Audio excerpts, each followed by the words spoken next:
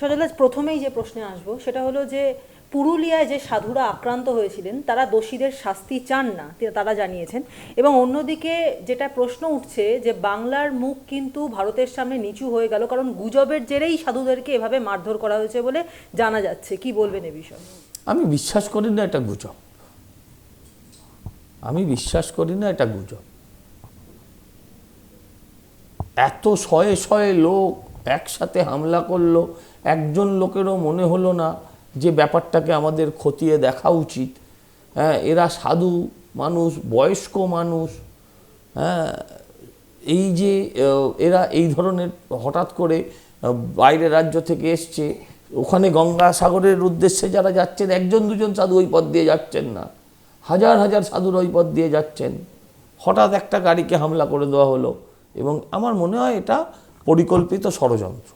এটাকে গুজব বলে আপনাদেরকে বিভ্রান্ত করার চেষ্টা করা হচ্ছে বা আপনারা বিভ্রান্ত করছেন।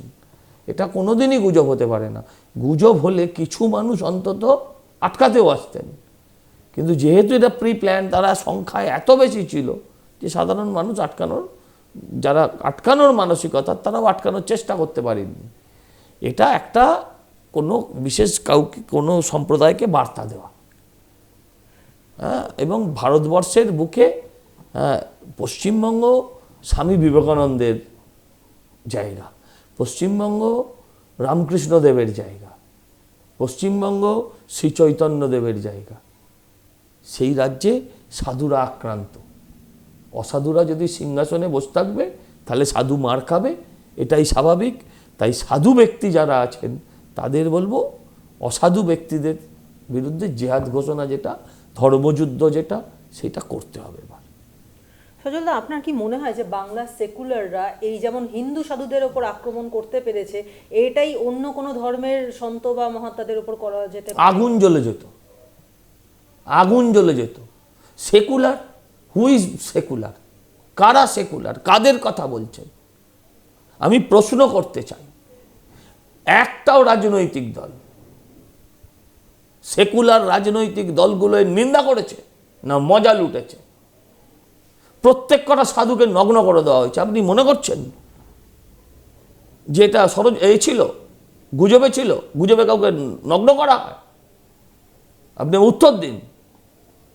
আপনি বলছেন সেকুলার, আজকে কোথায় বিকাশ ভট্টাচার্য? কোথায় আজকে সুবোধ সরকার? কোথায় আজকে যারা ধর্মতলায় গরু খেয়ে সেকুলারিজম প্রমাণ করতে চেয়েছিলেন, তারা একজনও কিছু বলেননি? সবাই মজা লুটেছে, সবাই মজা লুটেছে।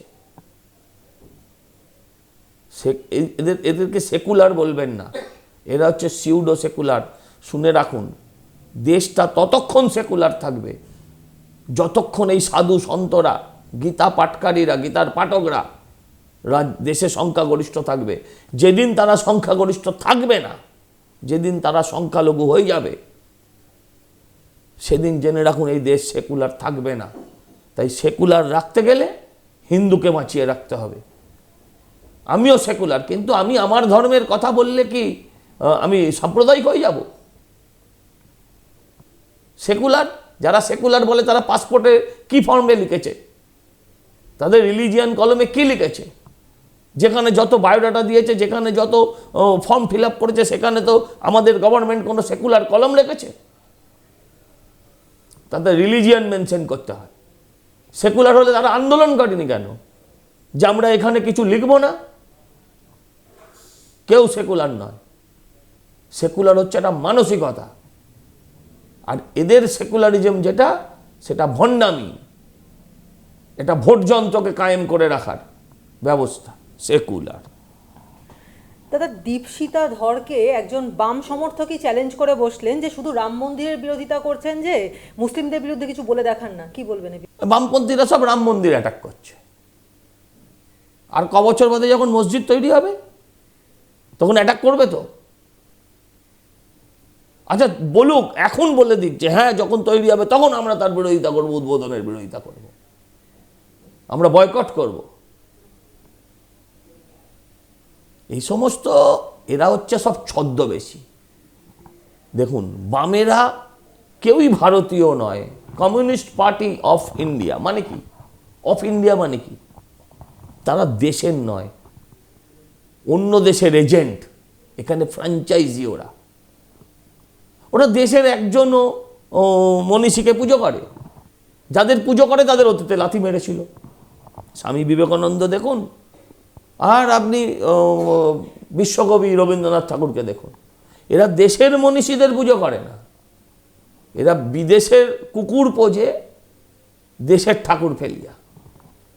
এদের কথা আনছেন কেন? হ্যাঁ, ঠিক করেছে, একজন প্রতিবাদ করেছে, মানে একটা লোক জেগেছে। সে কি বলেছে আমি জানতে চাই, আমি জানি না বিষয়টা, কি বলেছে সে? দীপশিতা ধর যে একটা বক্তৃতা দিচ্ছিলেন, সেখানে এই রাম মন্দিরের ইস্যুতেই কথা বলছিলেন, এবং একজন বাম সমর্থক যিনি সেই বক্তৃতা শুনতে এসেছিলেন তিনি তেলে বেগুনে জ্বলে উঠেছেন তার বক্তৃতা শুনে, এবং শুনে তখন বলেছেন যে শুধুই যে রাম মন্দির নিয়ে অ্যাটাক করছেন, একটু মুসলমানদের বিরুদ্ধেও কিছু বলে না না, মুসলমান বা আমি কোনো ব্যক্তি, কোনো গোষ্ঠীকে দাগিয়ে দিতে চাই না, আমি প্রশ্ন করতে চাই। হিন্দু তার ধর্মচারণ করলে পরে যত অপরাধ, যত পাপ, আর অন্য ধর্মরা ধর্মচারণ করে যদি ধর্মের নামে ভণ্ডামি করে তখন বলবে এটা রেওয়াজ। এই ভণ্ডামিটাও তো বন্ধ হওয়া দরকার। হিন্দুরা হিন্দুদের অনুষ্ঠান করবে, তাদের কার বাবার কি হয়েছে, তাদের বামেদের কোথায় কোথায় জলে। এই সমস্ত চারানা আটানার নেতা, শুনুন, বামেদের কথাগুলো না শুনতে ভালো লাগে, শুনতে ভালো লাগে। কেউ খাবে আর কেউ খাবে না, তা হবে না, তা হবে না, কারটা শুনতে ভালো লাগে? মনে হয় ঠিকই তো বলছে, কিন্তু তাই কি হয়েছিল? 34 বছর ধরে এই রাজ্যটাকে শাসন করে শাসনের নামে শ্মশানে পরিণত করেছিল তারা। তাই না বামেরা হটেছিল? শূন্য হয়ে গেল কেন? এটা 34 বছর শাসন করা একটা দল শূন্য হয়ে গেল কেন? They are tested and rejected by the people. কলেজে কলেজে কোথাও অস্তিত্ব নেই, কিছু নাই। হ্যাঁ, খুব সহজ না? আমরা প্রবলেমটা কি জানেন? আমরা সাপকেও পুজো করি। নূপুর শর্মা একটা কথা বলেছিলেন, যে কথাটা আরও চারজন মানে আমি সংখ্যায় চার না, আরও বেশি, অনেক মুসলিম যারা ধর্মগুরু তারাও এই কথাটাই বলেছিলেন। শুধু নূপুর শর্মা বলেছিল বলে সারা দেশ জুড়ে যারা ট্রাম বাস জ্বালিয়েছিল, সড়ক পথ বন্ধ করেছিল, ট্রেন রেল সব ভেঙেছিল, তখন বামপন্থীরা কোথায় একবারও নিন্দা করেছে? এদের মুখোশ খুলে দেওয়ার সময় এসেছে। এসব মুখোশ পরে, ঘোমটা পরে খ্যামটা নাচ অনেক দেখে নিয়েছি বাংলার মানুষ, আর দেখতে চায় না। এইসব হচ্ছে নতুন বোতল, কিন্তু মদ সেই পুরনো। নাম কি শিখা বললেন? দীপশিতা। ও দীপশিতা। এইসব দীপশিতা নতুন নামে আসছে। ভাষণ কিন্তু সেই বিমান বাবুরই রয়ে গেছে, বক্তব্য কিন্তু পরিবর্তন হয়নি। এদের এখনো গ্লাসনস্ট পেরেস্ট্রয়িকা আসেনি। একটা শেষ প্রশ্ন করব, সেটা হচ্ছে ফিরহাদ হাকিম বলছেন যে চাঁদেরও দাগ আছে, কিন্তু মমতা বন্দ্যোপাধ্যায়ের জীবনে কোনো দাগ নেই, তিনি সাধুর চেয়েও বেশি পরিষ্কার, তার সারা জীবনটাই সাধুর মতো। আমরা ভুল করলে সেটা আমাদের দোষ সম্পূর্ণভাবে, তার জন্য মমতা বন্দ্যোপাধ্যায়কে কোনোভাবে দোষারোপ করা যায় না, এবং আমাদেরকেও কলঙ্কিত করা হচ্ছে। যারা যারা দোষী ওনারা বলছেন আমাদের দোষ, তো তারা আগে নিজেরা স্যারেন্ডার করে জেলে চলে যান। একটা দোষীকে গিয়ে বাঘ বলে আসেন, একটা গরু চোরকে বাঘ বলে আসেন, তিনি আবার এসব কথা বলেন। চাঁদের কলঙ্ক আছে, মমতার কলঙ্ক নেই, মমতাদি স্বচ্ছ, ঠিকই স্বচ্ছ, উনি এতই স্বচ্ছ, হ্যাঁ, যে বাংলার মানুষ যার কাছে তিনি আজ অসহ্য। আর তেলের দাম এত বাড়লো কেন জানেন? এই যে রান্নার তেলের দাম এত বাড়লো কেন? এরা এত তেল মেরেছে, কে কত তেল মারতে পারে। কেউ বলছে ইনি রামকৃষ্ণ, কেউ বলছেন মা সারদা, কে বলছে সব, মানে একজন রামকৃষ্ণ নিয়ে নিয়েছে, একজন সারদা মা নিয়ে নিয়েছে, হ্যাঁ, তাহলে কেউ বলে দিল তাহলে আমি শ্রী চৈতন্য, মানে প্রত্যেকে একটা ব্র্যান্ড নিতে হবে। নয়তো কুণাল বলবে এই আমি তো বলেছিলাম মা রামকৃষ্ণ, তুই আবার কেন রামকৃষ্ণ বললি, তাই কেউ বলে দিল মা সারদা। কেউ বলছে আচ্ছা উনি শ্রী চৈতন্য, দেখলো দুজন সারদা নিয়ে নিয়েছে, রামকৃষ্ণ নিয়ে নিয়েছে, হ্যাঁ শ্রী চৈতন্য। এইসব বলে বেড়াচ্ছে, আর এদের নেতা নেত্রীরা শিব ঠাকুরের মাথায় কন্ডম পড়াচ্ছে। কি চলছে আপনি বলুন? এটা সরকার না সার্কাস, বোঝা মুশকিল।